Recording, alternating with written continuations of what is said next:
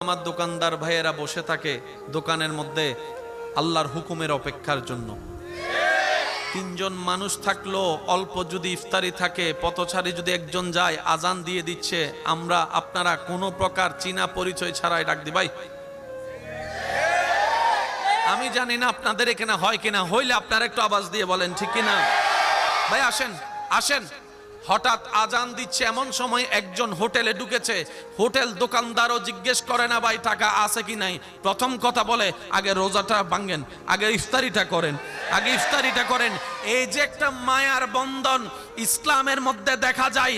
রমজান মাস আসলে আওয়াজ দিতে হবে আমার ভাইয়েরা, এই রকম দৃষ্টান্ত পৃথিবীতে আর কোথাও দেখা যায়। দিন দিন মডার্ন হতে হতে আমরা কেমন জানি গাদা গাদা হয়ে যাচ্ছি।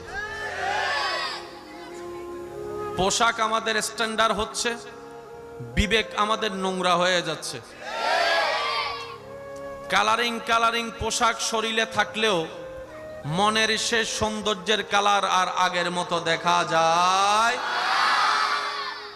দিন দিন কেমন জানি অশ্লীলতা বেড়ে যাচ্ছে। একটু আওয়াজ দিতে হবে।